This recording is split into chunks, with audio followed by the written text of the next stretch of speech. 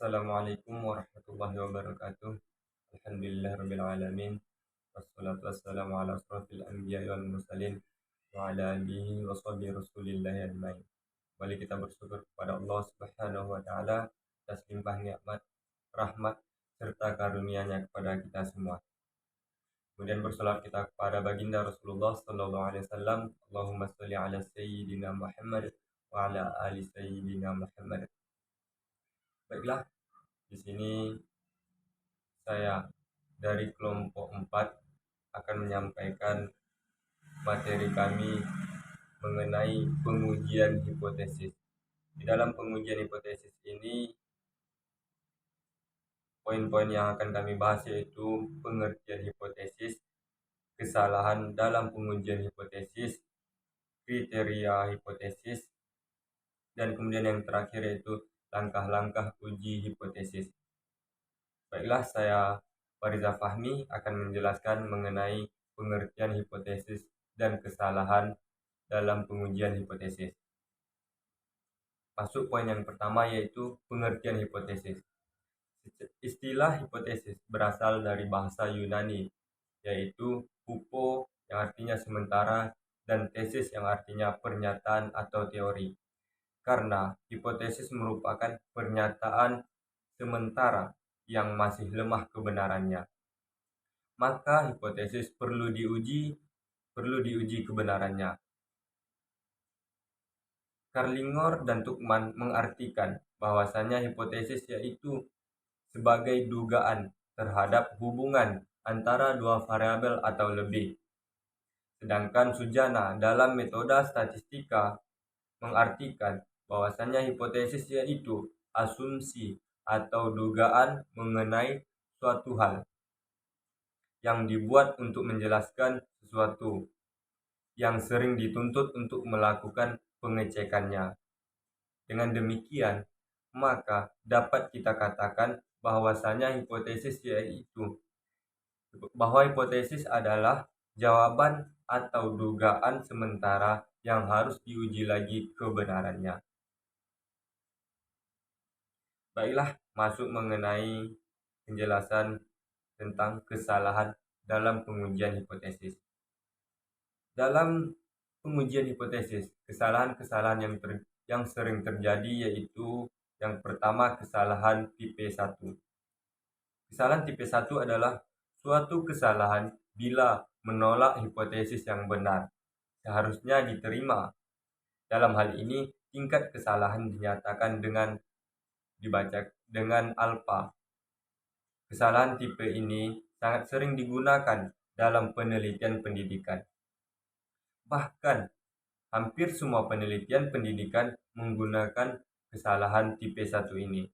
Besarnya kesalahan tipe 1 atau kekeliruan sering dikatakan dengan taraf nyata atau taraf signifikan, atau bisa juga disebut dengan taraf signifikansi. Sedangkan lawan dari taraf signifikansi yaitu taraf keyakinan. Apa yang dimaksud dengan taraf keyakinan? Taraf keyakinan adalah besarnya kemungkinan kita benar menerima hipotesis tersebut. Baiklah, kemudian yaitu kesalahan tipe 2. Kesalahan tipe 2 adalah kesalahan bila menerima hipotesis yang salah. Seharusnya jikalau pengujian hipotesis tersebut salah, sudah secara otomatis kita harus menolak hipotesis tersebut. Tingkat kesalahan untuk ini dinyatakan dengan ataupun sering dikatakan dengan beta. Besarnya kesalahan tipe 2 ini dinamakan dengan probabilitas keliru tipe 2 atau probabilitas kekeliruan beta. Sedangkan besarnya kebenaran dan kekeliruan beta dikatakan dengan kekuatan pengujian 1 kurang beta. Berdasarkan hal tersebut, maka hubungan antara keputusan menolak dan menerima hipotesis dapat digambarkan di dalam tabel yang telah kami cantumkan yang telah kami buat dalam ringkasan materi kami, yaitu tabel tersebut menjelaskan yang pertama, keputusan menerima hipotesis yang benar berarti tidak membuat kesalahan. Kedua, keputusan menerima hipotesis yang salah berarti kesalahan tipe 2. Kemudian yang ketiga, membuat keputusan menolak hipotesis yang benar. Apabila kita menolak hipotesis yang benar, berarti ini termasuk dalam kesalahan tipe 1. Kemudian yang terakhir itu keputusan menolak hipotesis yang salah. Berarti tidak membuat kesalahan, ataupun bisa kita sebut yaitu kebenaran, yaitu menolak hipotesis yang salah. Dalam penelitian kesalahan tipe 1 disebut dengan kesalahan alfa, yang dalam penggunaannya disebut dengan taraf signifikansi ataupun taraf nyata. Adapun kesalahan tipe 2 dikatakan juga kesalahan beta.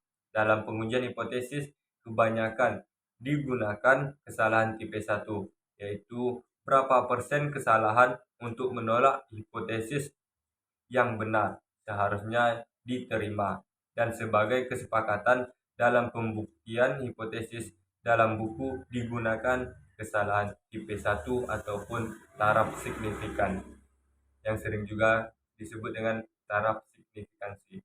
Baiklah, mungkin itu penjelasan dari saya. Kemudian akan masuk mengenai kriteria pengujian dan langkah-langkah pengujian akan dijelaskan oleh rekan dari kelompok 4. Baiklah, terima kasih. Wassalamualaikum warahmatullahi wabarakatuh.